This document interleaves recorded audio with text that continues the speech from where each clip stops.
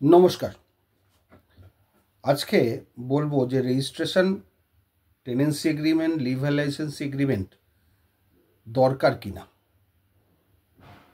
যদি high value হয় এবং যদি 1 বছরের বেশি হয়। শুনুন, এখানে অনেক দ্বিমত আছে। অনেকে বলছেন যে 1 বছরের বেশি কোনো কিছু ডকুমেন্টস হলেই, কোনো রাইট টাইটেল ইন্টারেস্ট পাস হলেই সেটাকে রেজিস্টার করা বাধ্যতামূলক অ্যাজ পার রেজিস্ট্রেশন অ্যাক্ট। এখানে আমার সঙ্গে দ্বিমত আছে। যেমন ধরুন, সেটা হচ্ছে ফাইনাল ডিড অফ কনভেন্স বা লিজ ডিড, সেগুলোর ক্ষেত্রে registration compulsory. Gift did, mortgage did, এইগুলোর ক্ষেত্রে রেজিস্ট্রেশন অবশ্যই কম্পালসারি। কিন্তু এমন কোনো আইন এখনো পর্যন্ত পাইনি ওয়েস্ট বেঙ্গলে যেখানে দেখা যাবে টেনেন্সি এগ্রিমেন্ট রেজিস্টার করা compulsory, leave licensee agreement registered করা কম্পালসারি।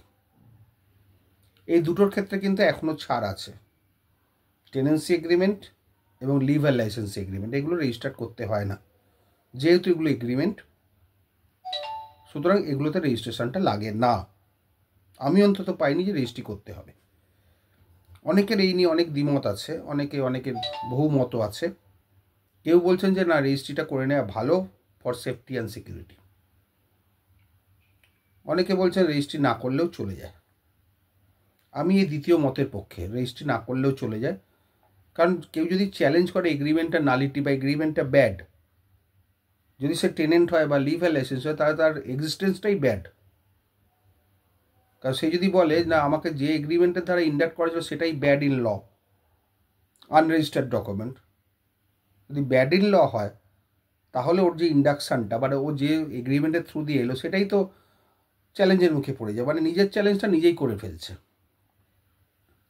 ব্যাড ইন ল বলাটা এত ইজি নয়। যদি ব্যাড ইন ল হয়ে গেল, ধরুন টেনেন্সি এগ্রিমেন্টটা ব্যাড ইন ল হলো, তাহলে সেই ব্যাড ইন ল, সেই টেনেন্সি এগ্রিমেন্টের বেসিসেই তো টেনেন্টটা এসছে বা লাইসেন্সই এসছে, লিভ লাইসেন্স এগ্রিমেন্টের বেসিসে। ব্যাড ইন ল যদি বলে দেওয়া হয় এগ্রিমেন্টটা, তাহলে তার এক্সিস্টেন্সটাই তো ব্যাড ইন ল হয়ে যাচ্ছে। কারণ ওনার কথা অনুযায়ী যে এগ্রিমেন্টটা আইনত বৈধ নয়। তাহলে আইনত বৈধ নয় যে এগ্রিমেন্টটা, তার ওপর বিশেষ করে যিনি পজিশনে এসছেন বা পজিশনে আছেন, তাহলে তার পজিশনটাও তো অবৈধ। তা সেটার এগেনস্টে উচ্ছেদ হয়ে যাবে, কারণ অবৈধ পজিশন। মালিকানা তো আর চ্যালেঞ্জ করতে পারছে না। চ্যালেঞ্জ করলে খুব জোর এগ্রিমেন্টটা চ্যালেঞ্জ হচ্ছে, কিন্তু মালিকানা নয় বা ইন্ডাকশনটা নয়। আর একটা আইন আছেই যে tenant can not challenge the title of his landlord বা ওনার। এই আইনটা যেটা আছে তাকে বলে estoppel. You are estopped from denying who induct you. সুতরাং কে রেজিস্ট্রি করলো বা না করলো, কেউ